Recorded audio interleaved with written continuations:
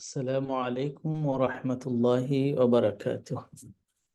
الحمد لله وكفى، والسلام على عباده الذين اصطفى، وبعد، فأعوذ بالله من الشيطان الرجيم. بسم الله الرحمن الرحيم. عالم الغيب فلا يظهر على غيبه أحدا إلا من ارتضى من رسول إلا من ارتضى من رسول فإنه يسلك من بين يديه ومن خلفه رصدا ليعلم أن قد أبلغوا رسالات ربهم وأحاط بما لديهم وأحصى كل شيء عددا। সম্মানিত ভাই বোনেরা, যারা কাছ থেকে অথবা দূর থেকে বিভিন্ন মিডিয়ার মাধ্যমে আমাদের প্রোগ্রাম শুনছেন, অন্তরের অন্তঃস্থল থেকে আপনাদেরকে মোবারকবাদ জানাচ্ছি।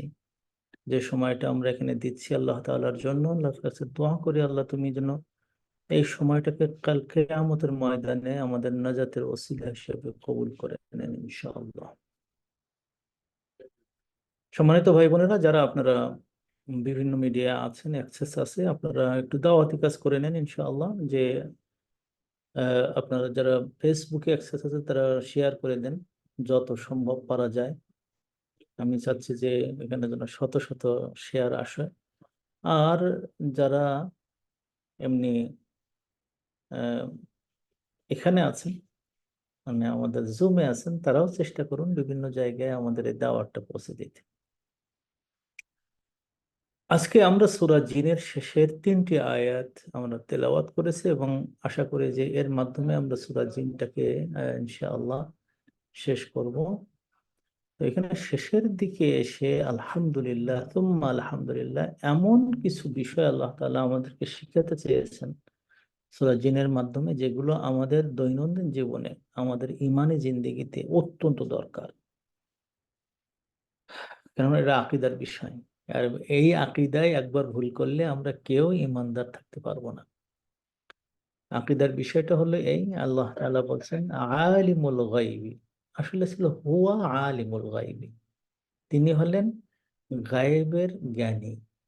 আলিম জ্ঞানী, আর গায়েব মানে গায়েব। আমরা গায়েবকে গায়েব বলি, অদৃশ্য বিষয়, যা চোখে দেখা যায় না, যা আমরা দেখতে পাই না, যা আমাদের অনেক সময় আছে যে কিছু জিনিস দেখা না গেলেও অনুভব করা যায়, কিন্তু এগুলো অনুভব করা যায় না। যেমন বাতাস আমরা কেউ দেখতে পাই না, কিন্তু অনুভব করতে পারি যে বাতাস আসতেছে। তো ওটাও, এই যে গায়েবের বিষয়টা অনুভব করাও যায় না। ফালা ইউযহিরু, আল্লাহ তাআলা এটা প্রকাশ করেন না, এই আলা গায়বিহি, তার গায়েবের বিষয়ে, গায়েবের বিষয়ে, হ্যাঁ, গায়েবের জিনিসটা প্রকাশ করেন না। কেন আলা বলা হলো আমরা একটু পরে আলোচনা করছি। আহাদান, কাউকেও, কাউকে তিনি এটা প্রকাশ করেন না এই বিষয়ের উপরে, গায়েবের বিষয়ের উপরে। বলে আল্লাহ তাআলা বলছেন ইল্লা, হ্যাঁ, তবে কাউকে কাউকে এটা দেখান, গায়েবের বিষয় দেখান। সে কে? কাকে আল্লাহ তাআলা দেখান? মানির তাদা, যাকে তিনি সন্তুষ্ট, যার প্রতি তিনি সন্তুষ্ট। সব সন্তুষ্ট প্রাপ্ত লোকদেরকে না, মির রাসূলিন, যাদেরকে দূত বানানো যায়, দূত বানানো যায় এমনদেরকে তিনি দেখান। এখানে মিন বলতে হইতে না, মিন বলতে বায়ানিয়া বলা হয়, যে কোন ধরনের লোক, কোন ধরনের সত্তাদেরকে আল্লাহ তাআলা গায়েব দেখান। তার মধ্যে একটা হলো যারা রসুল হয়। রসুল শব্দের অর্থ হলো কোনো ব্যক্তি নয়, রসুল মানে একটা গুণের নাম, যার মধ্যে ওই গুণটা থাকে। সে হলো যারা রেসালাত বহন করে, চিঠি বহন করে। রেসালাত যারা বহন করে তাদেরকে রসুল বলা হয়। সে আদম আলাইসাল্লাম হতে পারেন, মুসা আলাইসাল্লাম হতে পারেন, ইব্রাহিম আলাইসাল্লাম হতে পারেন, নূহ আলাইসাল্লাম হতে পারেন। আবার ওইদিকে ফেরেশতাদের মধ্য থেকে হতে পারে, জিবরিল হতে পারে, মিকাইল হতে পারে, ইসরাফিল হতে পারে, মালাকুল মউত হতে পারে। গায়েব এই সমস্ত যাদেরকে আল্লাহ তাআলা সন্তুষ্ট মনে করেছেন যে এদেরকে দেখানোর দরকার, তাদেরকে দেখান। ফাইন্নাহু ইয়াসলুকু মিন বাইনি ইয়াদাইহি ওয়া মিন খালফিহি রাসাদা। যখন এটা এই যে ব্যক্তিকে এরকম দেখায় আল্লাহ তাআলা, তার ব্যাপারে আল্লাহ তাআলার আবার কিছু নিয়ম আছে। সেই নিয়মটা কি? যাকে এটা দেখান বা এটা বুঝান বা জানান, তার সামনের থেকে এবং পিছন থেকে আল্লাহ রসাদ ঢুকাই দেন। সে রসাদের মধ্যে ঢুকে যায়। সে রসাদের মধ্যে রসাদ মানে হলো প্রহরা। প্রহরা, প্রহরী, মানে এখানে ডাইন সামনে এবং পিছনে প্রহরী থাকে, সেখান থেকে ঢুকে। অথবা এর অর্থ এটাও করা যায় যে আল্লাহ তাআলা তখন তার সামনে এবং পিছনে ইয়াসলুকু রাসাদা, প্রহরা ঢুকাইয়ে দেন। এখানে দুটো অর্থ হতে পারে, যে সেই রসুল যখনই গায়েবের সংবাদ শুনে আল্লাহ তাআলা তখন সামনে পিছনে ফেরেশতা দিয়ে তাকে গার্ড দেন। অথবা আহ, ওই রসুলটাই গার্ডের মধ্যে থাকে, অথবা আল্লাহ তাআলা তাদেরকে গার্ডে দিয়ে দেন। এর দুটো অর্থ হতে পারে। লিয়া আলামা, যাতে করে সে জানে, অথবা তিনি জানেন, অথবা তারা জানে। এখানে কিন্তু এই লিয়া আলামা তিনটা অর্থ করা যায়। তো যদি বলা হয় যে আল্লাহ জানেন, লিয়া আলামা যাতে করে আল্লাহ জানেন, আন কদ আবলাগু রিসালাতি রাব্বিহিম, যে তারা তাদের রবের রিসালাতটাকে বিভিন্ন জায়গায় পাঠিয়ে দিয়েছে, এই জন্য তাদেরকে এই আল্লাহ তাআলা এরকম প্রহরা দিয়ে রাখেন। অথবা এর অর্থ হবে লিয়া আলামা, যাতে করে রসুল জানে এইটা, যে আন কদ আবলাগু রিসালাতি রাব্বিহিম, যে সব রসুলরা যাদেরকে এই গায়েবের জ্ঞান দেওয়া হয়েছে তারা সবাই রিসালাতকে মানুষের কাছে পৌঁছে দিয়েছে। এই অর্থ হতে পারে। আবার কেউ কেউ বলেছেন যে না, এর অর্থ হতে পারে ওই যে যারা নবীদেরকে গার্ড দিয়ে রাখে, তারা এই জন্য গার্ড দেয় যেন নবীরা তাদের কাছে দেওয়া রিসালার জন্য মানুষের কাছে পৌঁছে দেয়, এই কথা জানার জন্য গার্ড দিয়ে রাখে। চিন্তা করেন, আল্লাহ তাআলা এমন শব্দ বলেন যে এই তিনটার অর্থ এখানে হওয়ার সম্ভাবনা আছে। ওয়াহাতা বিমা লাদাইহিম, এবং আল্লাহ তাআলা যেন তাদের কাছে যা আছে সেটা মানে পরিবেষ্টন করে রাখেন, বেষ্টন করে রাখেন। যখন কোনো নবীকে, কোনো ব্যক্তিকে বা কোনো ফেরেশতাকে আল্লাহ তাআলা দায়িত্ব দেন গায়েবের কথা জানান, তখন তাদের দায়িত্ব আল্লাহ তাআলা নেন। ওয়া আহসা কুল্লা শাইইন আদাদা, এবং আল্লাহ তাআলা প্রতিটা জিনিস গুনে গুনে রাখেন। গুনে গুনে রাখেন, প্রত্যেকটা জিনিস গুনে গুনে রাখেন। আল্লাহ তাআলা এই তিনটি আয়াতে আমাদেরকে একটা বড় ধরনের বিষয়ে জ্ঞান দিতে চাচ্ছেন। সেই বিষয়টা হলো যে আল্লাহ তাআলার এমন কিছু জিনিস আছে যেগুলো আমরা দেখি না, আনসিন ম্যাটার। এবং আনসিন ম্যাটারে আল্লাহ তাআলা সব কিছু ভালো জানেন। এখানে আনসিন যে ম্যাটারগুলো আছে সেখানে আল্লাহ তাআলা সব কিছু ভালো জানেন। এখানে মানুষের বলার তেমন কিছুই নাই। এখন আনসিন ম্যাটার বলতে কি বোঝায়? আনসিন ম্যাটার হলো ওই সমস্ত জিনিস, যে সমস্ত জিনিস আমরা আসলে দেখতে পাই না, আমাদের পক্ষে দেখা সম্ভব হবে না। আমরা হয়তো তাদের সম্পর্কে জানতে পারবো, শুনতে পারবো, কিন্তু দেখা আমাদের পক্ষে সম্ভব হবে না, আল্লাহ তাআলা আমাদেরকে দেখাবেন না। এটাই তিনি সিদ্ধান্ত নিয়েছেন। কি সেটা? কি সেইগুলো? যেমন জান্নাত। জান্নাত আপনি অনেক কিছু জানেন কিন্তু জান্নাত সম্পর্কে, কিন্তু এটা আপনার দেখা হয়নি। আল্লাহ তাআলা এটা আপনাকে দেখতে দেয়নি, আর এটা সম্ভব হবে না। জাহান্নাম, জাহান্নাম সম্পর্কে কত কিছু জানেন, কিন্তু এটা আপনার পক্ষে দেখা সম্ভব হবে না। আল্লাহ তাআলা এটা আপনাকে দেখতে দেবেন না। তো এইভাবে আমরা দেখতে পাচ্ছি যে অনেক জিনিস আছে যেটা আমরা, যেমন আল্লাহ রাসূল সাল্লাল্লাহু আলাইহি ওয়াসাল্লাম অনেক জায়গায় দেখে আসছেন, সেগুলো কিন্তু আমরা আমরা নিজেরা কেউ দেখিনি। আমরা কেউ দেখিনি এবং দেখে আমাদের এগুলো আমরা শুনেছি, কিন্তু আল্লাহ রসুল ওগুলো দেখে আসছেন। ওগুলো সব হলো মানে আহ, গায়েবের বিষয়। এখন এই গায়েবের বিষয় থেকে এমন কিছু জিনিস আছে যেগুলো আমাদের তাজ্জব হয়ে যায়, যে আল্লাহ তাআলা আমাদেরকে সেই গায়েবের বিষয়ের 5টা জিনিস আমাদেরকে শিখাইয়েছেন, যে জিনিসগুলো কেউ কারোর পক্ষে বলা সম্ভব না। এটাকে বলা হয় মাফাতিহুল গায়েব, মানে গায়েবের যেগুলো চাবি। গায়েবের চাবি শব্দটা শুনে হয়তো অনেকের মনে হয় যে কি এটা আবার, চাবি কি? তা চাবি মানে হলো এখানে যে এমন বিষয়, যে বিষয়গুলো শুধুমাত্র আল্লাহ তাআলা জানেন। তো এই মাফাতিহুল গায়েব গুলোকে আমরা জানার পরে তারপরে বোঝার চেষ্টা করি যে এখানে আর কোন কোন জিনিস আমাদেরকে, আমাদের নবীদেরকে বা রসূলদেরকে আল্লাহ তাআলা শিখিয়েছেন। আল্লাহ তাআলা বলেন, ইন্নাল্লাহা ইনদাহু ইলমুস সাআহ। সূরা লোকমানের মধ্যে আল্লাহ বলছেন যে নিশ্চয় আল্লাহ তাআলা তার কাছেই রেখেছেন, তার কাছেই আছে ইলমুস সাআহ, মানে কিয়ামত কোন দিন হবে সেই দিন। এটা আর কেউ জানে না, এমনকি রাসূল সাল্লাল্লাহু আলাইহি ওয়াসাল্লামও জানতেন না। হযরত জিবরিল আমিন একদিন জিজ্ঞেস করছে আল্লাহ রসুলকে মানুষের বেশে এসে, মাতা সাআতু, কিয়ামত কখন হবে? তখন আমরা গত সপ্তাহে আলোচনা করেছিলাম এটা, যে তিনি বলেছিলেন যে যে যার কাছে জিজ্ঞেস করা হচ্ছে, জিজ্ঞাসিত ব্যক্তি জিজ্ঞেসকারীর চেয়ে বেশি জানেন না। তার মানে এটা আল্লাহ তাআলার কাছে শুধুমাত্র আছে। 2 নম্বর, ওয়ায়ুনাজ্জিলুল গায়থা, এবং তিনি, তাহলে এই ইলমুস সাআটা হলো, এটাকে বলা হয় যে আহ, এটা একটা মিফতাহ। এটা হলো মানে আহ, জ্ঞানের, যে আখিরাতের প্রতি বিশ্বাস, যেটা, যে বিশ্বাসে মানুষকে আমল করতে বা মানে উৎসাহ দেয়, সেটার চাবি হলো ইলমুস সাআহ। 2 নম্বর হলো ওয়াইনাজিলুল গায়থা, এবং এই দুনিয়াতে কোন পানি দিয়ে গাছপালা জন্মাবে, কোন পানি দিয়ে উপকার হবে, গাইথ হবে। অনেক ধরনের বৃষ্টি আছে, কিন্তু কোরআন শরীফ আল্লাহ তাআলা 5 ধরনের বৃষ্টির কথা বলছেন।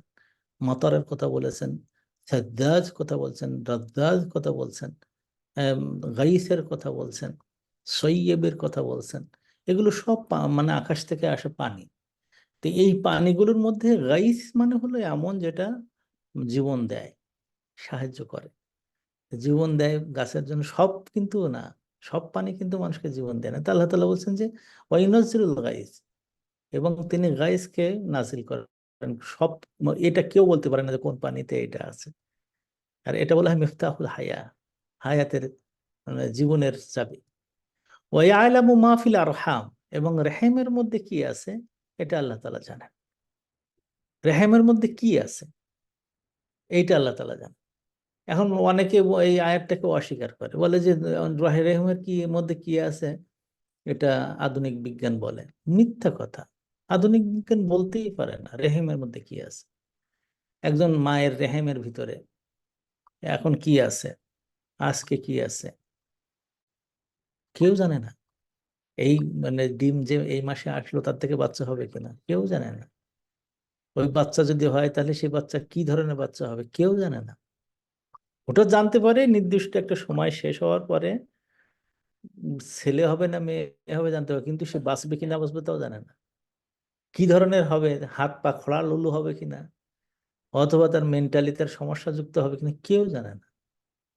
পেটের ভিতরে কি আছে, এবং শুধু মানুষের না, সব যারা প্রাণী যাদের পেটে বাচ্চা হয় তাদের এই রেহেমের মধ্যে কি আছে আল্লাহ তাআলা ছাড়া কেউ জানে না। এটাকে বলা হয় মিফতাহুল দুনিয়া, দুনিয়ার চাবি, দুনিয়ার জীবন যাপনের জন্য এটা যে চাবি, এই মিফতাহটা আল্লাহ তাআলার কাছে শুধুমাত্র। ওমা তাদরি নাফসুম মাযা তাকসিবু গাদা, আগামীকালকে কি ইনকাম করবে সেটা আল্লাহ তাআলা ছাড়া কেউ জানে না। কি করবেন এটা বলতে পারবে।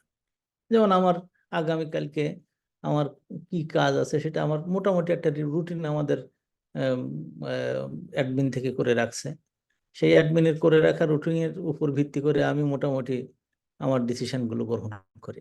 তা আগামীকালকে আমার এই কাজ, এই কাজ, এই কাজ, এগুলো আছে। সব না বলতে পারলেও অন্তত তো কিছু বলা যায়। কিন্তু আল্লাহ তাআলা বলছেন মা দা তাকসিবু গাদান, কালকে তুমি কি অর্জন করবা।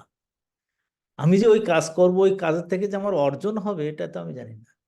এমন হতে পারে যে অর্জন না হয় আরো বিয়োগ হয়ে যেতে পারে। অনেক সময় পুতুল, বাচ্চা যেমন পুতুল খেলা খেলে, খেলতে খেলতে এক সময় দেখা গেছে যে বাচ্চাকে উঠাই নিয়ে আসতেছে, তখন সবকিছু ভেঙে চুরে সর্বনাশ হয়ে গেছে। বালু চরে, বালু চরে আমরা যখন বাচ্চাদেরকে নিয়ে যাই তখন তারা বানায়, ঘর বানায়, ক্যাসল বানায়, ঘোড়া বানায়। এরপরে যখন বলি যে চলো এখন চলে যেতে হবে, তখন তারা নিজেরাই ভেঙে দিয়ে আসে, অথবা একটা ঢেউ এসে পানি এসে সেই মানে বালুগুলো সব সমান হয়ে যায়। এমনও হয়ে যেতে পারে, কাজ নাও হতে পারে। আমি সারা সময়টা কাজ করলাম, দোকানে বসে থাকলাম, একজন খরিদ্দারও আসলো না। আমি যখন আব্বার দোকানে বসতাম মাঝে মাঝে, তো দেখতাম যে একদিন গেছি, খুব কাদার উপর মাথায় মোট নিয়ে গেছি, গিয়ে আমার ফুফাতো ভাইয়ের আমি যে আহ, কাজ মানে দোকান দিলাম। দোকান দিয়ে ওই খুলতে সময় লাগে, আবার বাঁধতে সময় লাগে। সন্ধ্যার সময় আমরা সব ফিরে আসলাম, একটা টাকার বেচাকেনা হয়নি। কাজ করেছে কিন্তু, কিন্তু একটা টাকার বেচাকেনা হয়নি, তাকসিব হয়নি, কাসবনটা হয়নি। এইটা আল্লাহ তাআলা জানেন যে মা দা তাকসিবু গাদান, কাল তুমি কি ইনকাম করবা, অর্জন করবা, এটা আল্লাহ তাআলা ভালো জানেন। আর কি, ওয়ামা তাদরি নাফসুম বিআইয়ি আরদিন তামুত, কোন জায়গায় তোমার মরণ হবে এটা তুমি জানো না, এটা তুমি জানো না। আমি লন্ডনে আছি বলে আমার লন্ডনে মৃত্যু হবে, এটা নেসেসারি নয়। আমার এক নেইবার ছিল, নেইবার মতো ওই রকম না, আমি উপরতলায় থাকতাম আর উনি নিচতলায় থাকতো। আমি পাঁচতলার উপরে থাকতাম, আর তিনি সম্ভবত তৃতীয় তলায় থাকতেন অথবা চতুর্থ তলায়, তৃতীয় তলায় সম্ভবত।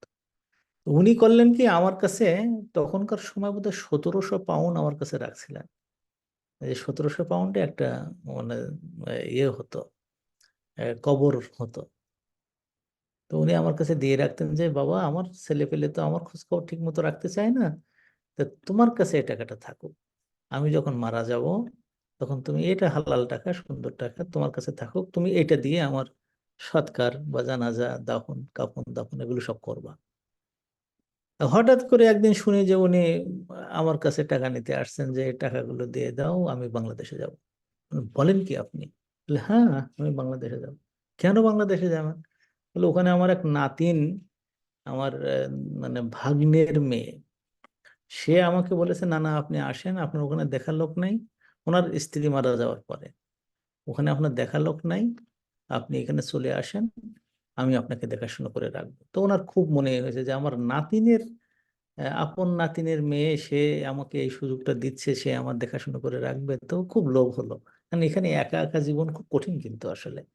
আর বুড়ো বয়সে, 70-এর উপর বয়স। তো উনি বাংলাদেশে গেলেন। ওনার ছেলে ছিল আমার কালিগ, একদিন হঠাৎ করে আমার কাছে মানে বলতেছেন যে আব্দুল সালাম ভাই, আমার আব্বা বাংলাদেশ থেকে আসতেছে, আমি তাকে আনতে যাচ্ছি। আমি, কেন, আপনার আব্বা তো মরণের জন্য গিয়েছিল, তো ওখানে যে মরবে টরবে, আমার কাছে টাকা পয়সা নিয়ে গেল।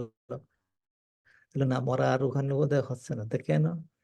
তাহলে যে উনি বলতেছেন যে আমার আর মোটে ভালো লাগতেছে না, শিগগির আমারে নিয়ে যা, আমি আসতেছি, তুই এয়ারপোর্টে আসিস, আমি টিকিট করেছি, এয়ারপোর্টে আয়। আরে ভালো কথা, টিকিট করেছি, এয়ারপোর্টে আয়। এয়ারপোর্টে এসে অর্ধেক দূর যখন আসছে, বাংলাদেশ বিমানে আসতেছিল, অর্ধেক দূর যখন আসছে, 5-6 ঘন্টা তখন তার বুকে ব্যথা শুরু হয়েছে। এখন ওখানে ওই সময় তো আর ওই চেষ্টা করেছে তাকে কিছু ফার্স্ট এইড দেওয়ার জন্য। বিমান নামার সাথে সাথে তাকে স্পেশাল সিকিউরিটি দিয়ে তাকে ওই হ্যারোতে, ওখানে হিথ্রো এয়ারপোর্টের পাশে একটা, ওর পাশের শহরটাকে হ্যারো বলা হয়, হ্যারোর এখানে একটা মানে হসপিটালে তাকে নিয়ে যাওয়া হয়। এরা বাচ্চারাও গেছে, ছেলেরা আব্দুল আলিম নাম করে, আব্দুল হক, এরা সব গেছে। যে বাবা অসুস্থ, ওরা বের করে নিয়ে আসতেছে খুব দ্রুত, নিয়ে তারপরে হসপিটালে গেছে, যাওয়ার পরে ডাক্তাররা বলছে উনি তো রাস্তায় মারা গেছে, এই কিছুক্ষণ আগে মারা গেছে। তো এইটাই হলো আল্লাহ তাআলার মানে, মানে বড় জিনিস, যে কোথায় সে মরার জন্য সে বাংলাদেশে গেল। তার একটা বড় শখ ছিল যে ওখানে একটা মসজিদ বানাইছেন তিনি, তো ওনার কবরটা যেন মসজিদের পাশে হয়। কিন্তু এখানে তো আর মসজিদের পাশে কবর দেওয়া যায় না।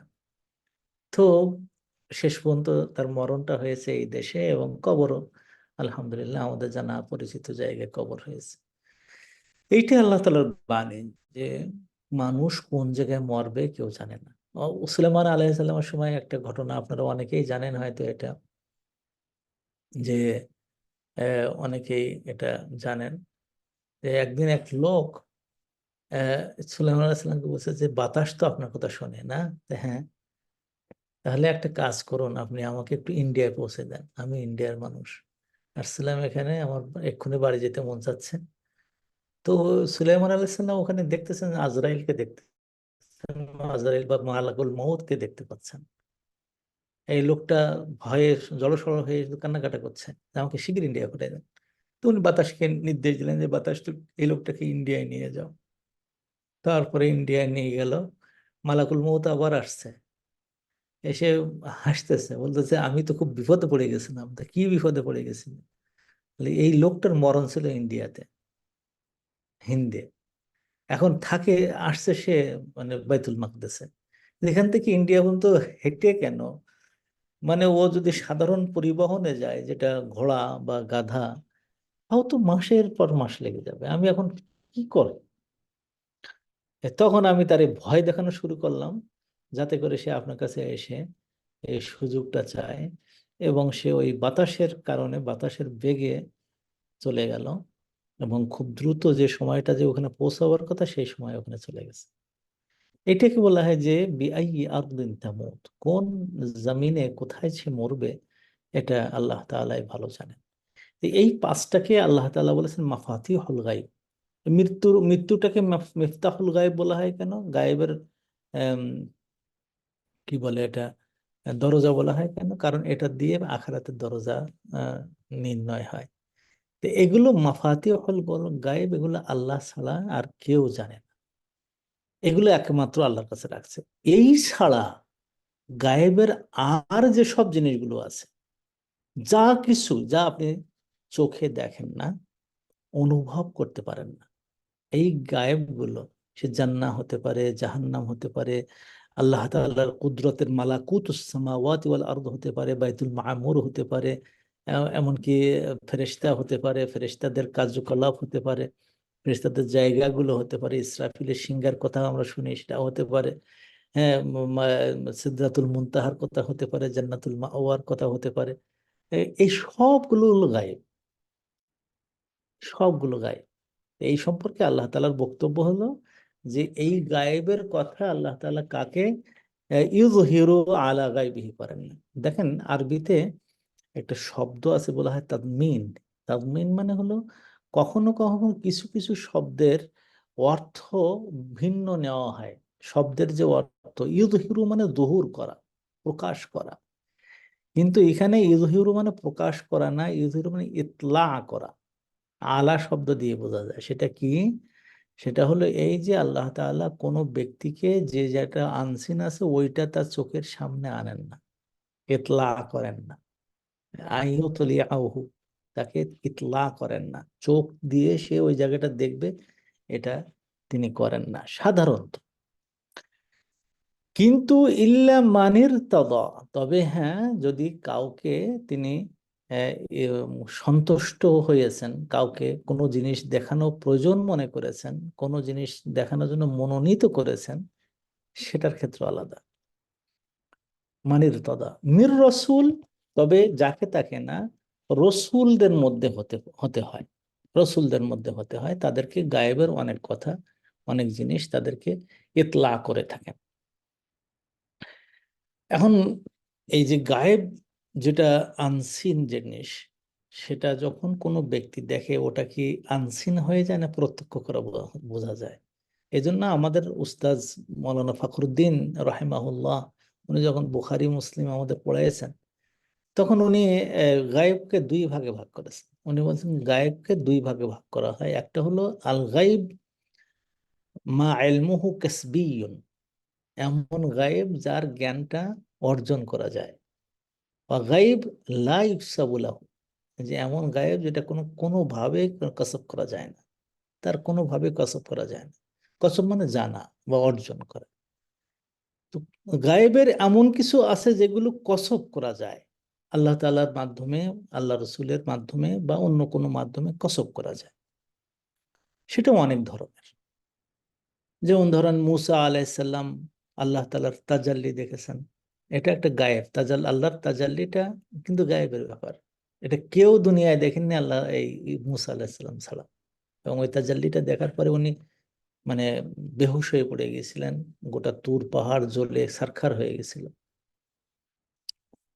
ফেটে ফেটে ফেটে গিয়েছিল। ইব্রাহিম আলাইহিস সালাম মালাকুতুস সামাওয়াতি ওয়াল আরদ দেখছেন, ওয়াকাযালিকা নুরি ইব্রাহিম মালাকুতাস সামাওয়াতি ওয়াল আরদ। ইব্রাহিমকে আমি আসমান জমিনের যে মালাকুতটা আছে এটা আমি দেখাইছি। মালাকুত কি? সিস্টেম। যে সিস্টেমটাই এই দুনিয়া, এই আখিরাত, এই দুনিয়ার যে সমস্ত সৃষ্টি জগৎ আছে সবগুলো চলে। এই যে যেমন যেমন ধরেন এই যে একটা স্তর আছে পৃথিবী তো গোল, এই চতুর্পাশ দিয়ে পৃথিবীর একটা সীমানা পর্যন্ত, যে তারপরে ওখানে একটা স্তর আছে যেটাকে বলা হয় যে ওখানে কোনো জিনিস দিলে সে ভাসতে থাকবে, ভাসতে থাকবে। আর এটাও মালাকুত, এটাও আল্লাহ তাআলা কাউকে কাউকে দেখান। আল্লাহ রসুলকে দেখাইছেন, মোহাম্মদ সাল্লাল্লাহু আলাইহি সাল্লামকে জান্নাত, জাহান্নাম, সিদরাতুল মুনতাহার পরে যে এসবগুলো আল্লাহ তাআলা দেখে, এগুলো সব হলো কি? গায়েব। এটা গায়েব। তো যখন এনারা এই গায়েবটা দেখেন, এই গায়েবটা কিন্তু এমন নয় যে তখন ওটা গায়েব থাকে। আল্লাহ রসুলের জন্য ওটা গায়েব নয়, কারণ তিনি নিজে দেখেছেন। ওটা শাহাদ ওয়া শাহাদা, আলিমুল গাইবি ওয়া শাহাদা, যেটা প্রত্যক্ষ করা যায়। মুসা আলাহিসাল্লাম যখন তাজাল্লি দেখেছেন ওটা তখন শাহেদ হয়ে গেছে, শাহাদা হয়েছে, ওটা গায়েব থাকে না। তো কাসবি যেটা যেটা অর্জন করানো হয়েছে কাউকে কাউকে দিয়ে, এই কাসবি যখন হয়ে যায় তখন ওটা আর গায়েব থাকে। যেমন আল্লাহর কাছে কোনো জিনিস গায়েব নেই, সব শাহাদা। আলিমুল গায়েব কাদের কারণে? আমাদের কারণে, আমরা এটা দেখতে পাই না, তো এই জন্য ওটা ওই জগৎটা আমাদের কাছে গায়েব, কিন্তু সবটা আল্লাহর কাছে শাহেদ। আল্লাহর কাছে এমন কোনো জিনিস নেই যদি তিনি দেখেন না অথবা তিনি শোনেন। সামিউন বাসীর, আলিমুন খবীর, লতীফুন ওয়াজিদ। তিনি একেবারে সবটা এগুলো দেখেন। আপনি তার 99টার নাম পড়ে দেখেন, দেখবে যে আল্লাহ তাআলার কাছে আসলে কোনো গায়েব বলে কোনো জিনিস নেই, সবটাই হলো, কিন্তু ওটা আমাদের কাছে ওটা গায়েব, আমরা ওটা দেখতে পাই না বলে। গুড। এখন আহ, এই এই গায়েবের পরে যে জিনিসটা আসে, যে আল্লাহ তাআলা এই ক্ষেত্রে আমাদেরকে যে এটা শিখাচ্ছেন, সেটা হলো যে এই গায়েবের কথা যখন কোনো মানুষকে জানানো হয়, জানার পরে আহ, তিনি মানে আল্লাহ তাআলা কর্তৃক প্রহরায় থাকেন, পাহারা দেওয়া হয় তাদেরকে। এখানে একটা কথা, আমাদের বাংলাদেশে এইটা যুদ্ধ হয় বাংলাদেশে। যুদ্ধটা কি? যে আল্লাহ রসুল গায়েব জানতেন কিনা। আল্লাহ তাআলা এই সূরার মধ্যে বলে দিচ্ছেন যে গায়েবের কিছু জিনিস তিনি যে রসুলকে পছন্দ করেন তাকে দেখাই দেন। যখন ওই রসুল ওইটা যে ওই জিনিসটা দেখছেন, সে জিবরিল হোক, সে মিকাইল হোক, সে ইসরাফিল হোক, সে মালাকুল মউত হোক, যে কোনো ফেরেশতা হোক, অথবা যে কোনো নবী বা রসুল হোক, যখন ওই জিনিসটা দেখে ওটা কিন্তু তার জন্য আর গায়েব থাকে না। তাহলে আল্লাহ তাআলা যে গায়েবটা শিখাইয়েছেন, জানাইয়েছেন, দেখাইয়েছেন, সেই নবী সেটা জানেন। আমাদের তুলনায় ওটা গায়েব, আমাদের কাছে ওটা গায়েব, কিন্তু উনি সেটা দেখেছেন, ওটা শাহাদা তার জন্য। জান্নাত জাহান্নাম আমাদের জন্য গায়েব, কিন্তু আল্লাহ রসুল যেটা দেখেছেন ওটা আহ, উনার কাছে ওটা শাহাদা। উনি বা দেখেছেন, মাকাম মাহমুদ দেখেছেন, ওসিলা দেখেছেন, ফদিলা দেখেছেন, আর জান্নাতে তার ঘর দেখেছেন। জান্নাতে হযরত ওমরের ঘরে হযরত ওমরের যে বউ হবে, সে তাকেও দূর থেকে দেখতে পেয়েছেন। উনি বলছেন যে আমি মানে কাছ থেকে যে দেখার চেষ্টা করিনি, কারণ আমি জানি যে হযরত ওমর কত কত বড় অভিমানী মানুষ। তা আল্লাহ রসুল বললেন, ওমর বললেন, ইয়া রাসূলুল্লাহ, আপনার উপরে কি অভিমান করা যায় নাকি? হ্যাঁ, চিন্তা করে দেখেন, এগুলো তার জন্য শাহেদ হয়েছে। হুর দেখেছেন, গেলেমান দেখেছেন, জাহান্নাম দেখেছেন, জাহান্নামের শাস্তি দেখেছেন, আমর ইবনে লুহাইকে শাস্তি পেতে দেখেছেন। কেমন? তো এগুলো আল্লাহ রসুলের কাছে শাহেদ, এগুলো তার কাছে তখন গায়েব থাকে না, কিন্তু আমাদের কাছে ওটা গায়েব। হ্যাঁ, আল্লাহ রসুল ওই গায়েবের খবরগুলো জানতেন যেটা আল্লাহ তাআলা তাকে শিখাইছেন, জানাইছেন, দেখাইছেন। এই জন্য এই এই এই যখনই মানে কেউ বলবে যে আল্লাহ রসুল গায়েব জানতেন, তো তখন বলতে হবে এই কথাটা নিশ্চিত হবে দুই ধরনের কথা। একটা হলো গায়েবের খবর এমনি এমনি কসবি না, এমনি এমনি জানা, যেমন আল্লাহ তাআলা জানেন। উনি বলেছেন লা ইয়ালামুহুন্না ইল্লাল্লাহ, এগুলো আল্লাহ ছাড়া কেউ জানে না। খামসিন ফি খামসিন লা ইয়ালামুহুন্না ইল্লাল্লাহ, আল্লাহ রাসূল বলেছেন। আল্লাহু ইনদাহু ইলমুস সাআ, এগুলো আল্লাহ তাআলা ছাড়া কেউ জানে না। গায়েবের যে খবর, যেটা নিজে নিজে জানতে পারা, কি হবে ভবিষ্যতে, কি হচ্ছে কি না হচ্ছে, এই গায়েবের খবরগুলো আল্লাহ রসুল নিজে থেকে বলতে পারা না, এটা আল্লাহ রসুল জানতেন। কি কোনটি জানতেন? তাকে যেটা বলা হয়েছে, যেমন কোরআনে বলা হয়েছে যে রোমরা পরাজিত হয়েছে, কিন্তু কিছু বছর পরে এই রোম বিজয়ী হবে। গায়েবের খবর কিন্তু আল্লাহ রসুল বলে গেছেন। প্রায় 131টা, এই মাঝে গত দুই এর আগে আপনারা পড়ে নেবেন আর কি, বা শুনবেন আর কি, আহ, যে কেয়ামতের আলামত আল্লাহ রসুল 131টা সব গায়েবের খবর।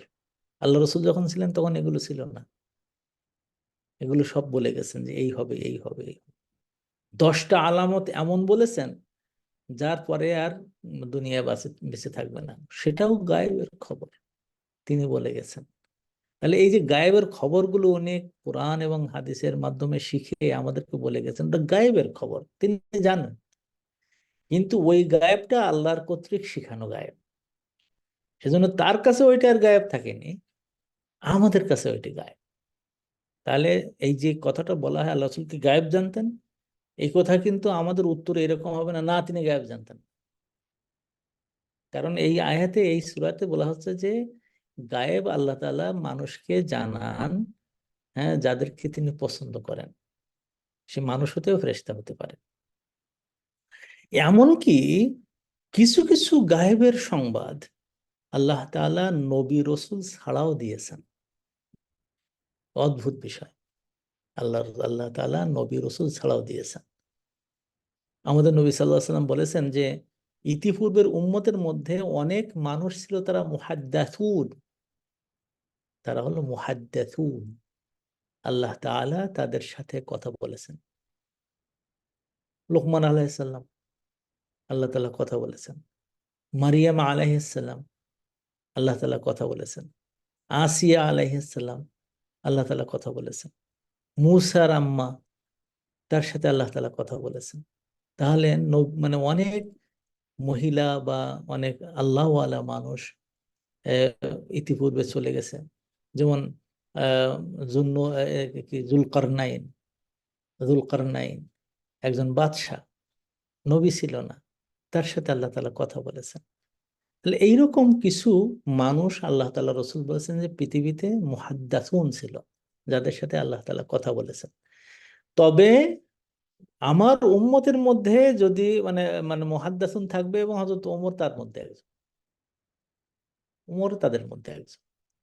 চিন্তা করে দেখেন, উনি একদিন খুতবা দিচ্ছিলেন, খুতবা দিতে দিতে বলতে ওয়ারাআকুম ইয়া সারিয়াতাল জাবাল, ওয়ারাআকুম ওয়ারাআকুম ইয়া সারিয়াতাল জাবাল, যে হে যারা পাহাড় অতিক্রম করে চলে যাচ্ছ, ও আবু উবাইদা ইবনুল জাররাহ, তিনি সামনে যুদ্ধ করতেছেন, ওখান থেকে কয়েক হাজার মাইল দূরে, হ্যাঁ, যুদ্ধ করতেছেন। তো উনি মেম্বার থেকে দেখতে পেয়েছেন যে পিছন থেকে একটা বাহিনী তাকে অ্যাটাক করতে যাচ্ছে। উনি বললেন যে ওরা আকুম ইয়া সারিয়াতাল জাবাল, হে পাহাড় অতিক্রমকারীরা, তোমাদের পিছন দিকে তাকাও। এই শব্দটাও আবার সেখানে পৌঁছে গেছে। এরপরে আবু উবাইদার লোক পাঠিয়ে দিয়ে তাদেরকে ধ্বংস করছে। তো এই যে দেখাটা, এই যে কথা বলতে পারাটা, এটা কিন্তু আল্লাহ তাআলা এই দরজা খুলে রেখেছেন। এমন নয় যে এটা বোধহয় শুধুমাত্র নবীদের ক্ষেত্রে হয়ে গেছে। এটাকে ইলহাম বলা হয়, ইলহাম বলা হয়। অনেক জিনিসের কথা যেটা হয়তো মানুষ নিজে নিজে জানবে না, কিন্তু আল্লাহ তাআলা তাকে স্বপ্নের মাধ্যমে হোক, বিভিন্ন কারণে হোক, জানাই দেন। আল্লাহ রসুলের মানে দেহ চুরি করার জন্য কয়েকবার অ্যাটেম্প করা হয়েছে। এক অ্যাটেম্পটের সময় মানে আল্লাহ রসুল সাল্লাহ সাল্লাম নিজে স্বপ্ন দেখেছেন সেই সময়কার বাদশার কাছে, যে আমার আমার দেহর ব্যাপারে তুমি সচেতন হও, চোর আছে।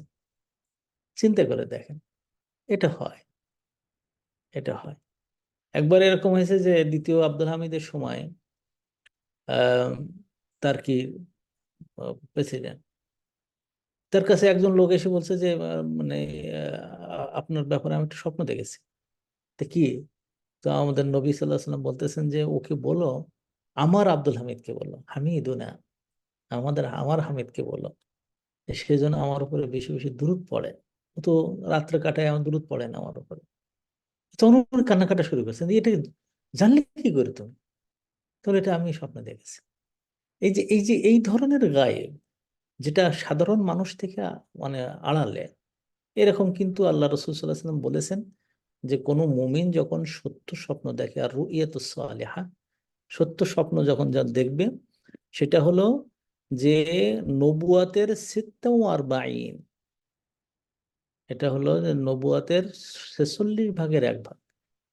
তার মানে এটা সত্য স্বপ্ন যদি হয়, এটা গায়েবের কোনো খবর দিলে ভবিষ্যতে কি হবে কি না হবে, এটা এটা কিন্তু নবুয়াতের 46 ভাগের 1 ভাগ। তার মানে এখানে নবুয়াতের মতন এখানে একটা পবিত্রতা আছে। তবে অবশ্যই একটা জিনিস খেয়াল রাখা দরকার, সেটা হলো যে স্বপ্নের এই বিষয়গুলো সবার জানা থাকার কথা না, সবাই জানতে পারে না, জানা থাকার কথা না। এজন্য অনেক সময় এর ব্যাখ্যার উপরে নির্ভর করে। এই জন্য একটা হাদিসে এইভাবে আছে যে অনেক স্বপ্ন এরকম পাই ঈশ্বর, তাতে তার সন্তুষ্ট করানোর জন্য, আনন্দ দেওয়ার জন্য এই স্বপ্নগুলো বা এই কথাগুলো বলা হবে, বা গর্ব, কিন্তু এর দ্বারা সে ধোকায় পড়ে যাবে, ধোকায় পড়ে যাবে। ধোকাটা কি? ধোকাটা হলো যে ওই স্বপ্ন যার তার সাথে কথা বলবে আর একরকম অর্থ করে দেবে, সেই রকম হয়ে যাবে। এই জন্য ভালো স্বপ্ন দেখলে, ভালো স্বপ্ন কি? রুইয়ার রহমান, যে মানে স্বপ্নগুলো আল্লাহর কাছ থেকে পাওয়া। এই হাদিস দ্বারা প্রমাণিত হয় যে আল্লাহর কাছ থেকে হাদিস আসা, এই স্বপ্ন আসার নমুনা কি, চিহ্ন কি? চিহ্ন হলো ফাইসর। স্বপ্নটা দেখলে তোমার প্রচুর ভালো লাগবে, প্রচন্ড ভালো লাগবে, প্রচন্ড ভালো লাগবে, মন আনন্দে ভরে যাবে, মন আনন্দে ভরে যাবে। অথবা তার একটা সলিউশন দেখতে পাবে। এই সলিউশন দেখতে পাবে, আমার উস্তাদ বলেছিলেন যে ধরো তুমি সাগরে তুমি ঝাঁপ ঝাঁপ দিয়েছো কোনো একটা, তো সাগরে তো মানুষ ডুবে যায় স্বপ্নের সময়, কিন্তু সে ওই সাঁতার কাটতে কাটতে দেখবে যে ওই উপরে ওপারে একটা তীর দেখা যাচ্ছে। তখন মনটা ভালো লাগে, এই আমি ওই তীরের ওখানে যেয়ে পৌঁছবো। সাপ এসে সাংঘাতিক কামড়াচ্ছে, কিন্তু একজন লোক এসে সাপটা মেরে ফেলছে, অথবা আমার হাতে লাঠি ছিল সেটা দিয়ে মেরে ফেলেছে। ঈশ্বর, এটা আনন্দ লাগে। আনন্দ লাগলেই বোঝা যাবে এটা আল্লাহর পক্ষ থেকে আসছে। আর যদি বেদনাক্রান্ত হয় মন, একেবারে ভয়াবহ স্বপ্নে গা থরথর করে কাঁপছে, সমস্ত শরীর দিয়ে পসিনা বের হচ্ছে, আর কোনো রকম বাঁচার কোনো উপায় নেই, কান্নাকাটা করতে, মনে করবেন এটা শয়তান থেকে আসছে। মুমিনদেরকে কোনো সময় আল্লাহ তাআলা এইরকম স্বপ্ন দেখাবে না যে স্বপ্ন সে মানে কাঁদতে থাকবে বা তার দুশ্চিন্তা আসবে। শয়তান এটা করে মানুষকে দুশ্চিন্তা ফেলাবে। তখন কি করবে? সে উঠে বাম পাশে থু থু থু এরকম করবে, করে আল্লাহুম্মা ইন্নী আউযু বিকা মিন শাররিল মানাম, এই যে স্বপ্নের যে ভয়াবহতা, এর থেকে আল্লাহর কাছে আমি সাহায্য চাচ্ছি, আশ্রয় চাচ্ছি। এই কথা বলার সাথে সাথে ওটা চলে যাবে। আলহামদুলিল্লাহ। আর এটা রুইয়াল জিনান, মন থেকে যেটা ওঠে। সারাদিন আপনি মানে চিন্তা করতেছেন একটা বিষয়, ওই জিনিসটা রাত্রে আবার স্বপ্ন দেখলেন। এই ধরনের স্বপ্নগুলো গায়েবের কোনো কিছু নাই। গায়েবের ওইটা থাকে যেখানে আপনি আনন্দ অনুভব করেছেন, স্বপ্নের মধ্যে সলিউশন খুঁজে পেয়েছেন, পথ রচনা করতে পেরেছেন, শত্রু মুক্ত হতে পেরেছেন। এইগুলো হলো আল্লাহর পক্ষ থেকে আসা গায়েবের। এটা আল্লাহ তাআলা এখনো পর্যন্ত খুলে রেখেছেন। কিন্তু রসুলদের যে গায়েবটাকে আল্লাহ তাআলা জানাচ্ছেন, সেখানে বলছেন যে রসুলরা যখন এরকম আসে, তখন আমরা তার ডাইনে এবং পিছনে, সামনে এবং পিছনে আমরা প্রহরী নিযুক্ত করি। আল্লাহ রসুল সাল্লাহ সাল্লামের জন্য প্রহরী একটু বেশি ছিল। অন্যান্য সব নবীদের সামনে এবং পিছনে প্রহরী থাকতো, আর আমাদের নবী সাল্লাহ সাল্লামের মানে প্রহরীটা সারা মানে জগৎময় সৌর জগতেও পর্যন্ত। সেটা সূরা জিনের মধ্যে আমরা দেখতে পেলাম যে জিনেরা এসে বলতেছে যে আমরা আগে তো কুন্না নাকউদু মাকআইদা লিস-সামঈ, আমরা মাঝে মাঝে যেখান থেকে শোনা যায় আরশের উপর থেকে কথাবার্তা, সেই রকম জায়গায় যেয়ে ওখানে বসে থাকতাম। এখন আমরা সেখানে গেলে সেখানে শিহাবান রসাদায় দেখতে পাই। শিহাব মানে আগুন দিয়ে, যে আগুন মানুষকে জ্বালায় দেয় বা কোনো বস্তুকে জ্বালায় দেয়, এবং সেটা ঘাঁটিতে বসে থাকা। যখনই শয়তান যাচ্ছে দেখেই ওদেরকে ছুটে এসে ওদেরকে আগুন জ্বালাই দিত আর কি। তো এইটা মানে মাকাঈদুল ইসলাম যতগুলো জায়গা আছে, মানে এটা তো কতগুলো জায়গা তো আমরা বুঝবো না। সিদ্ধাতুল মুনতাহার মধ্যে একটা জায়গা আছে, ওর আশেপাশে জায়গা আছে। তো এই যে সমস্ত জায়গাগুলো আছে সেই সমস্ত জায়গাগুলোতে আল্লাহ তাআলা রসাদা বা প্রহরা নিযুক্ত করেছেন। শুধু এখানে না, শুধু দুনিয়ায় না, কিন্তু অন্য অন্য নবীদের ক্ষেত্রে ডাইনে এবং পিছনে, অন্য অন্য ফেরেশতার ক্ষেত্রে ডাইনে এবং পিছনে, সামনে এবং পিছনে এই প্রহরা দিয়ে থাকেন, যাতে করে গায়েবটা যেন অন্য কোথাও না যায়। এই এই কথা জানার পরে যারা বলে থাকেন যে নবী গায়েব জানতেন, এই গায়েব জানতেন কথা না বলে সে কাফের, এই কথাটা মানে শোনার পরে আপনাদের মধ্যে দুটো চিন্তা মাথায় আসবে। ওই লোকটার এই কথা শুনেই তাকে কাফের বলা যাবে না, যে আপনি এর দ্বারা কি বুঝাচ্ছেন। সে যদি বলে যে আল্লাহ তাআলা যে গায়েবগুলো আমাদের নবী শিখাইছেন, আমরা যেগুলো আমাদের কাছে গায়েব সেটা আল্লাহ রাসূল ওটা জানতেন, হ্যাঁ, এটা ঠিক আছে। কিন্তু এমনি এমনিতে জানা যে কি হচ্ছে বলতে পারা, এটা আমাদের নবী জানতেন না। এবং কোরআনের মধ্যে বলছেন যে হে নবী আপনি বলুন, কুল লাউ কুনতু আ'লামুল গায়বা, যদি আমি গায়েব জানতাম, লাস্তাকসারতু মিনাল খায়র, তাহলে আমি অনেক ভালো কাজ করতাম, ভালো কাজগুলো অনেক বাড়িয়ে দিতাম। হলো গায়েবের যেটা স্বয়ংক্রিয় জানা, যেটা নিজে নিজেই জানা গায়েবের, এটা আল্লাহ রসুলের কাছে ছিল না। এই জন্য কোরআনেও আবার বলা হয়েছে লা কুল লা আ'লামুল গায়বা ওয়ালাইসা ইনদি খাযাইনুল আরদ, এই কথা বলবেন না, আপনি বলে দেন ওদেরকে যে আমি গায়েব জানি না, আমি গায়েব জানি না, এটা আপনি জানিয়ে দেন। এবং এটাও জানাই দেন যে আপনার কাছে মানে দুনিয়ার সম্পদ সব আমার হাতে দেওয়া হয়েছে, এটা বলবেন না আপনি। এটা কেন বলা হয়েছে? কারণ এখনকার মানুষ অনেকে বলেন যে আল্লাহ রসুল গায়েব জানতেন, না বললে কাফের হয়ে যাবে না। আল্লাহ রসুল গায়েব জানতেন, যেটা স্বয়ংক্রিয় এটা জানতেন না। আর তাই যদি হয়, যে একেবারে সহজ সহজ উদাহরণ হলো এই যে আল্লাহ রসুল সাল্লাহ আলাইসাল্লাম যখন ওহুদের যুদ্ধে যাচ্ছেন, তার দান দান যে মানে শহীদ হলো, তার দাঁত ভেঙে গেল, তার কপালে এখানে হেলমেট পুঁতে গেল, ওটা কি উনি উনি যদি জানতেনই যে এগুলো হবে, তো কেউ কেউ এরকম মরতে চায় নাকি? কোনো নবীর জন্য, কোনো মানুষ, পুরুষের কোনো সাধারণ মানুষের তো এটা জায়েজ নাই যে নিজে নিজে মরতে চাও। তো ওটা যদি উনি জানতেন তাহলে উনি কি মরতে চাইতেন না? একেবারে ভুনা গোশত আনা হয়েছে, একটা পুরো ছাগলের ঠ্যাং, তার মধ্যে রয়েছে অনেক বিষ, যে বিষ খাওয়ার সাথে সাথে একজন সাহাবী মারা গেছে। আল্লাহ রসুলের কাছে দিয়েছেন, সেই মানে ইয়েটা নিয়ে তিনি মুখে দিয়েছেন, দেওয়ার পরে বিষ অনুভব করে ফেলে দিয়েছেন, ওটা আর খাননি। কিন্তু পাশে একজন সাহাবী, সে ওখান থেকে খেয়েছে, খেয়ে সঙ্গে সঙ্গে মারা গেছে, এত মারাত্মক বিষ দেওয়া ছিল। আল্লাহ রসুল ওটা খেলেন কেন? এমন ওই যে যতটুকু খেয়েছিলেন তার পেটে গেছে। হ্যাঁ, ও ইন্তেকালের আগ দিয়ে উনি আয়েশা সিদ্দিকাকে বলতেছেন যে আমার মনে হচ্ছে যে আমার পেটে এত ব্যথা যে আমার পেটের নাড়িগুলো যেন কেটে কেটে যাচ্ছে। চিন্তা করে দেখেন, একটু খেয়াল করুন। তাহলে এর দ্বারা বোঝা যায় যে গায়েবের ব্যাপার জানার ব্যাপারে স্বয়ংক্রিয় যেটা জানা, যে আমি নিজে নিজে গায়েবের খবর জানি, এটা আল্লাহ রসুল সাল্লাহ সাল্লাম জানতেন না। কিন্তু যেটা আল্লাহ তাআলা পছন্দ করেছেন যে তিনি জানুন, সেটা তিনি জানেন। তার মধ্যে এই যে ইসরা মেরাজে গেলেন, সব নবীদের সাথে যে রুহানি জগৎ, সেটা উনি দেখলেন। মুসা আলাইহিস সালাম কবরের ভিতরে নামাজ পড়তেছেন, এটা যখন তিনি তার কবর মানে পার হয়ে যাচ্ছেন, ওইটা তিনি দেখছেন। বলে আমি লাল বালুর ঢিবির ভিতরে মুসার কবর, সেখানে দেখছি যে তিনি বসে নামাজ পড়ছেন। চিন্তা করেন। তাহলে এই এই এই সব গায়েবের খবর, কিন্তু সব গায়েবের। গায়েবের খবর যেটা আমাদের থেকে গায়েব, সেটা আল্লাহ রসুল বলেছেন শত শত বিষয়, দুই একটা বিষয় না, শত শত বিষয়।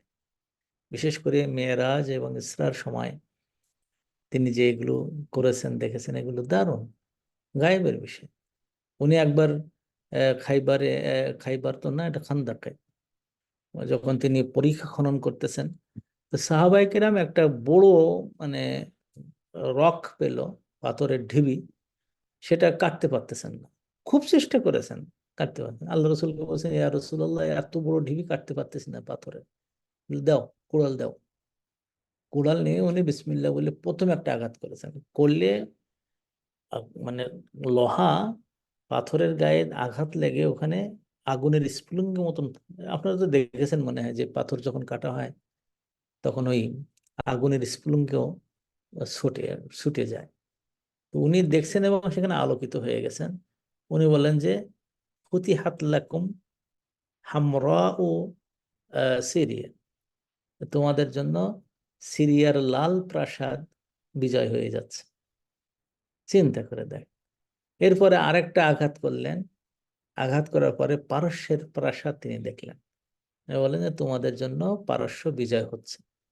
তখন মানে সাহাবাদের মধ্য থেকে যারা খাঁটি ইমানের অধিকারী, তাদের সংখ্যাই তো বেশি ছিল, তাহলে আল্লাহু আকবার বলেছেন, আনন্দ প্রকাশ করেছেন। আর যারা মুনাফিক ছিল, বলে নিজের পা রাখার জায়গা নেই এখন, আর উনি মানে রোম সম্রাট, রোম দখল করতেছেন, পারস্য দখল করতেছেন। এখনকার সময় যদি কোনো মুসলমান বলে যে আমি হোয়াইট হাউস দখল করতে যাচ্ছি, অথবা ভারতের এই ব্রিটেনের পার্লামেন্ট দখল করতে যাচ্ছে, এটা সম্ভব? কোনো মুসলমানদের পক্ষে সম্ভব? তখন এই রকম কথাই আল্লাহ রসুল বলেছেন, উনি ওটা দেখতে পেয়েছেন। এটাও গায়েবের বিষয়, এটা আল্লাহ তাআলা তাকে জানাইছেন। আল্লাহ তাআলা যখন কোনো মানুষকে গায়েবের বিষয় জানেন, ওইটা ইটসেলফ তার জন্য আর গায়েব থাকে না, ওটা শাহাদা হয়ে যায়। এজন্য ওই জন্য এই কথা বলা যাবে না আমাদের নবী গায়েব জানতেন। আবার এটাও বলা যাবে না যে গায়েবের কথা আল্লাহ রসুল জানতেন না। এই জন্য এই কথাটাকে বিস্তারিত জানার চেষ্টা করতে হবে। যখন কেউ বলবে গায়েবের কথা কি আল্লাহ রসুল জানতেন, তখন দুই ভাগে ভাগ করতে হবে, যে এমন কিছু গায়েবের কথা যেটা আল্লাহ তাআলা পছন্দ করেছেন তার নবী বা রসুল জানুন। এটা কিন্তু শুধুমাত্র আল্লাহ রসুল তাই না, এখানে এই সূরার মধ্যে আল্লাহ তাআলা বলছেন মির রাসূল, যাদের মধ্যে রিসালাত দেওয়া হয়েছে তাদের থেকে। এই জন্য তারা ওই পরে যদি কেউ বলে এটাতে এক বচন ব্যবহার করা হয়েছে, তো বলতে হবে যে না, আপনি জানেন না, এখানে মিন শব্দ দিয়ে এটা বোঝানো হচ্ছে বায়ানিয়া। বায়ানটা হলো বর্ণনাটা হলো এই, যাদের মধ্যে রিসালাত গেছে তাদেরকে আল্লাহ তাআলা যাদেরকে ভালো পছন্দ করে নেন তাদেরকে সে। এই জন্য কিন্তু আল্লাহ তাআলা পরে যে শব্দটা মানে ব্যাখ্যা করছে লিয়ালামা আন কদ আবলাগু, বহু বচন ব্যবহার করছে। এখানে এই রসুল যদি এক বচনের অর্থ নেওয়া হয়, তাহলে আবলাগু বহু বচন কেন ব্যবহার করলো? তাহলে দেখা যাচ্ছে যে আল্লাহ রসুল সাল্লাল্লাহু আলাইহি ওয়াসাল্লাম যেমন গায়েবের কথা, তিনি যেমন তাকে যেমন আল্লাহ তাআলা শুনাইছেন অনেক কথা, দেখাইছেন অনেক কথা, অনেক নবী, অনেক রসুল, এমনকি ফেরেশতাদেরকেও তিনি দেখাইছেন। সুবহানাল্লাহ। তাহলে গায়েবের এই বিষয়টা শুধুমাত্র আমাদের নবী জানতেন তা না, গায়েবের এই যে জিনিসগুলো অন্য নবীদেরকে দেখাইছেন। যেটা আমি উদাহরণস্বরূপ বলেছি, মুসা আলাহিস সালামের আল্লাহ তাআলা তাজাল্লি দেখাইছেন। তারপরে ইব্রাহিম আলাইহিস সালামকে মালাকুত আস-সামাওয়াতি ওয়াল আরদ, আসমান জমির মালাকুত গুলো দেখাইছেন। হ্যাঁ, তো এগুলো মানে শুধুমাত্র আমাদের নবীর জন্য খাস না, এটা অন্যান্য নবী রসুলের জন্য এটা ছিল। এরপরে আল্লাহ তাআলা এসে বলতেছেন যে এইগুলো কেন করেন, কোনগুলো, যে যাকে গায়েবের খবর দেন, কেন গায়েবের খবর দেন, আর গায়েবের খবর দিছে কিনা তাকে প্রহরা নিযুক্ত করেন, কেন কেন করেন? কারণ হলো এই, যে সুন্দরভাবে প্রত্যেক নবী তার রিসালাতটা যেন মানুষের কাছে পৌঁছায় দেয়, এবং তাদের যা কিছু আছে আল্লাহ যেন এটা পরিবেষ্টন করে রাখেন। তারা সবসময় আল্লাহর নিগরানিতে থাকেন, এবং প্রতিটা জিনিস জন্য আল্লাহ তাআলার এখানে গণনার ভিত্তিতে চলে আসে, কোনো জিনিস যেন গোপন না থাকে, সবার কাছে এটা মানে প্রকাশিত এবং প্রচারিত হয়ে যায় ইনশাআল্লাহ। এইভাবে সূরা জিনটাকে আল্লাহ তাআলা আমাদের কাছে নিয়ে আসছেন আকীদা এবং আমলে ভরপুর একটা সূরা। আকীদা এবং আমলে ভরপুর একটা সূরা। আলহামদুলিল্লাহ সুম্মা আলহামদুলিল্লাহ। তো এখানে আমরা আল্লাহ তাআলা যে শিক্ষাটা দিয়েছেন মানে সূরা আল জিন্নের মধ্যে মেন শিক্ষাটা আমি মনে করি যে আমরা পাই সেটা হলো জিন সংক্রান্ত আমাদের যাবতীয় দুর্ভাবনা, দুশ্চিন্তা, মানে অজানা জিনিস, ভুল ধারণা আল্লাহ তাআলা এখানে আমাদের সামনে নিয়ে আসছেন, নিয়ে এসে সেটা শুদ্ধ করার চেষ্টা করেছেন। এবং এই যে জিনেরা আমরা কথায় কথায় বলি যে জিনেরা ওই করেছে, এই করেছে, এই করেছে, ওই করেছে, ওই জিনিসটা নিয়ে আসছে, এইটা সব মিথ্যা, সব মিথ্যা। আল্লাহ তাআলা এটা সুলাইমান আলাইহিস সালামের সময়ও দেখাই দিয়েছেন জিনের মাধ্যমে, যে সুলাইমান আলাইহিস সালাম উনি বাইতুল মাকদেস তৈরি করতে যেয়ে বড় বড় পাথর নিয়ে ব্যবহার ট্যাবহার করতে যাচ্ছিলেন, সেই সময় তিনি আল্লাহর অনুমতি নিয়ে জিনদেরকে ব্যবহার করছেন, ইফরিতুম মিনাল জিন, জিনদের যারা খুব তাগড়া তাগড়া, যে তাদেরকে দিয়ে উনি এই ঘরটাকে তিনি তৈরি করবেন। উনি যখন তৈরি করতেছেন, তৈরি করা অবস্থায় কিছুদিন বাকি আছে, এই অবস্থায় তার মরণের সময় আসে। তো মালাকুল মউত এসে যখন বলতেছেন যে আপনার তো মরণের সময়, কিন্তু হায়াতে এটা ঘরটা হয়নি এখনো, তাহলে আপনি আল্লাহর সাথে কথা বলেন। আল্লাহ তাআলার সাথে তার কথা হলো এইভাবে, আল্লাহ তাআলা তাকে বললেন যে তুমি ওইভাবে মরে থাকবা, কিন্তু ওরা টের পাবে না, লাঠি ভর করে দাঁড়াও। তো উনি লাঠি ভর করে দাঁড়াই থাকলেন, ওনার জান কবজ হয়ে গেল, ওই জিনেরা জানতে পারেনি। আল্লাহ তাআলা এর দ্বারা দুটো শিক্ষা দিতে চাইলেন, একটা হলো যে ওরা যেন এই বাইতুল মাকদেসটা শেষ করে দেন, আর দ্বিতীয়ত হলো যে এই জিনেরা যে গায়েব জানে না, ওদের সম্পর্কে অনেকেই ধারণা হলো গায়েব জানেন, তো মানে এটা শিখাই নেবেন। তো সুলাইমান আসলাম দাঁড়িয়ে থাকলেন। নবীদের, নবীরা মারা গেলে কিছু কিছু মানুষ, তার মধ্যে নবীরা আছে, আবার শহীদরাও আছে, এদের দেহকে আল্লাহ তাআলা মাটির জন্য হারাম করে দেন, মাটি এদের খাইতে পারে না, মাটি মানে এই দেহগুলোকে খাওয়া হারাম করে দেন। এজন্য নবীরা নবীদের দেহ নিয়েই কবরের মধ্যে আছেন। চিন্তার বিষয় কিন্তু।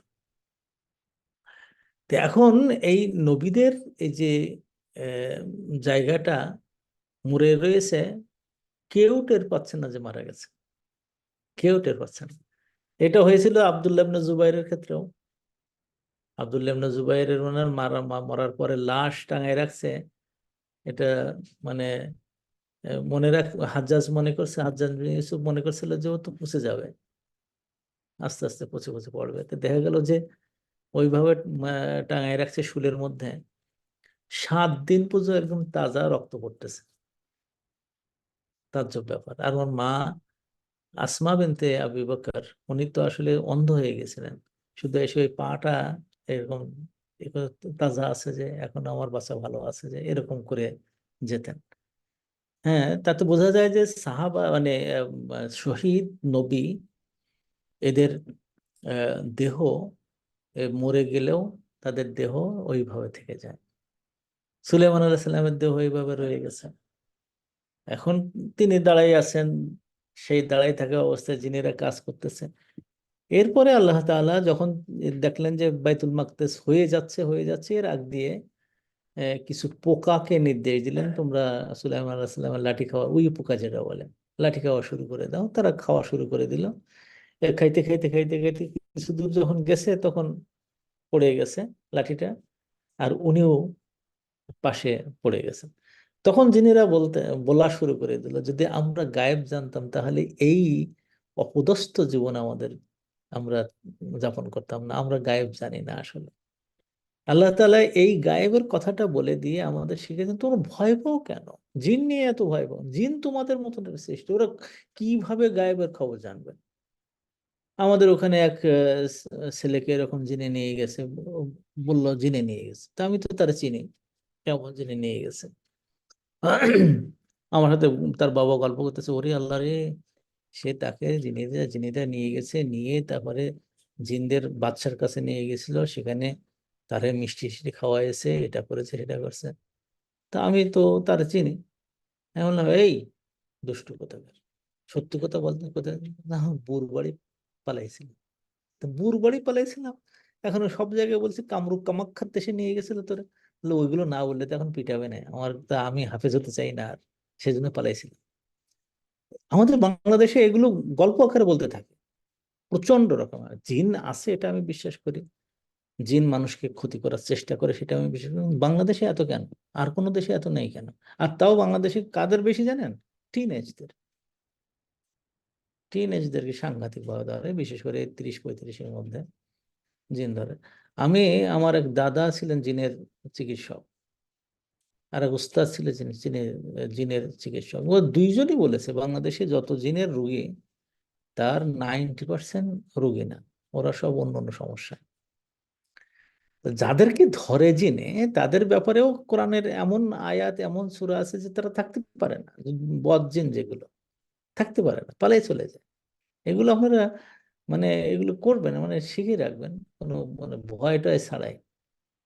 এবং বিশেষ করে আমাদের যে বইটা আল্লাহ তাআলা আমাদের সুযোগ দিয়েছেন, আমি তাজ্জব হয়ে গেছে, আমি জানতাম না যে এটা এত উপকার করবে মানুষের।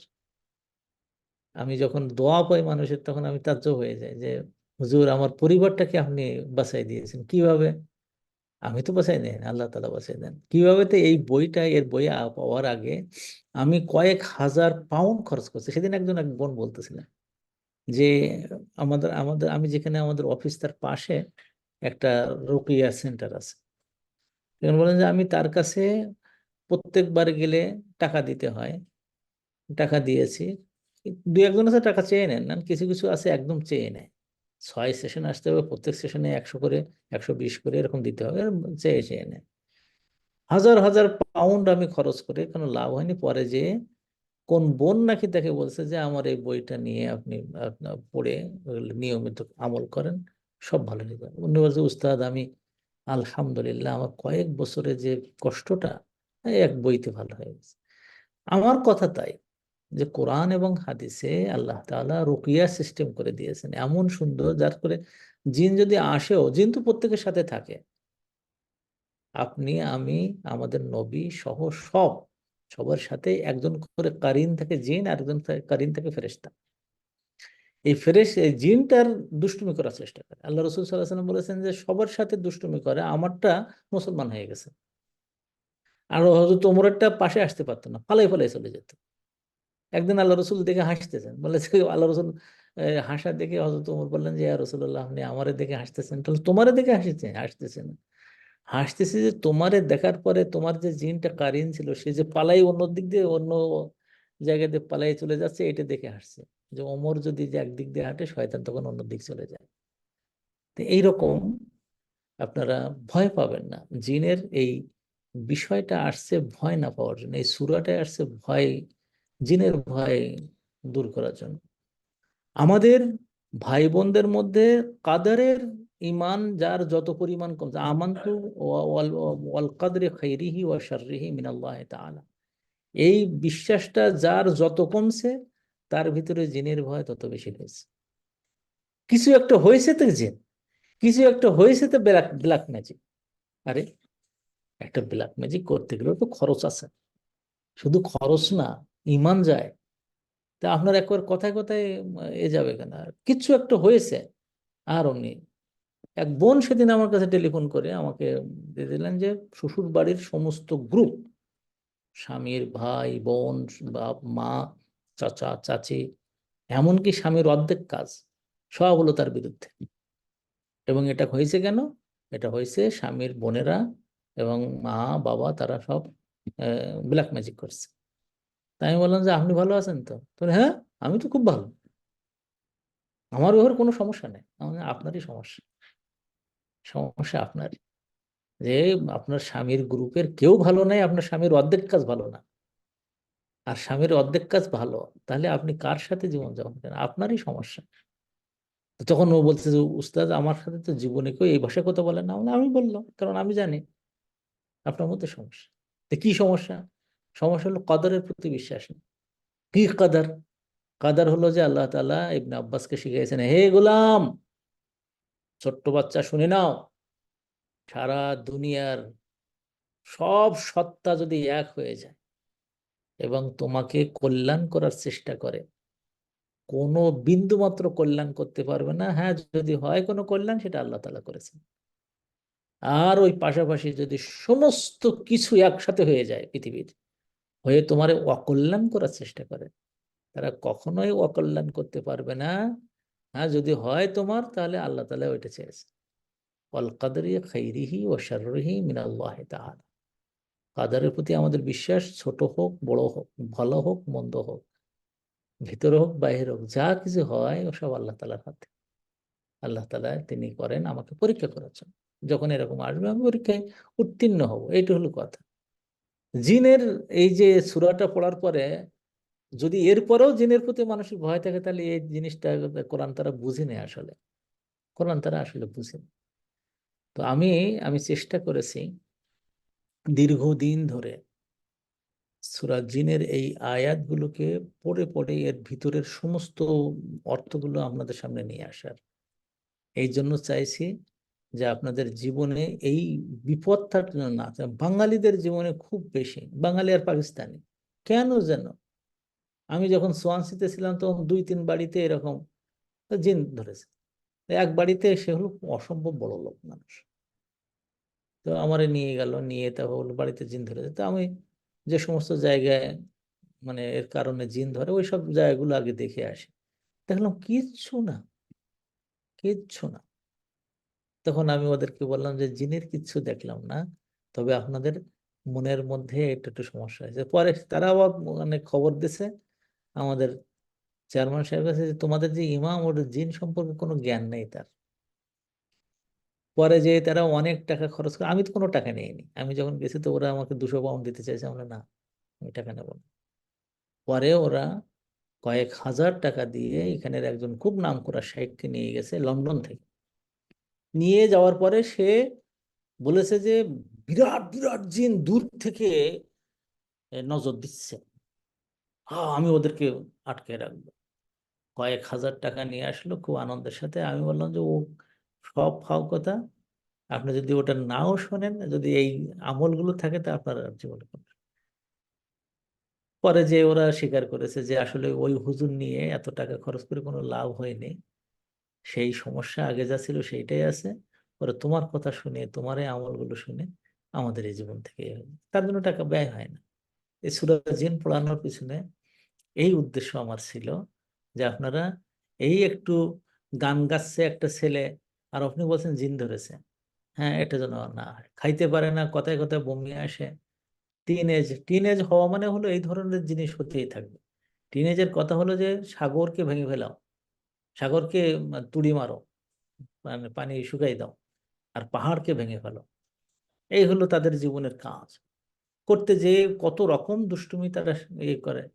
এগুলোকে ওইভাবে বন্ধুত্ব দিয়ে, ভালোবাসা দিয়ে ওদেরকে সরাই রাখতে হবে, সুন্দর করে রাখতে হবে। যা হোক, সূরা জিনের আলোচনার পরে আমরা সূরা মুজাম্মিলে যাব ইনশাআল্লাহ। আগামী সপ্তাহ থেকে আমরা এখন প্রশ্ন উত্তরের দিকে যাচ্ছি ইনশাআল্লাহ।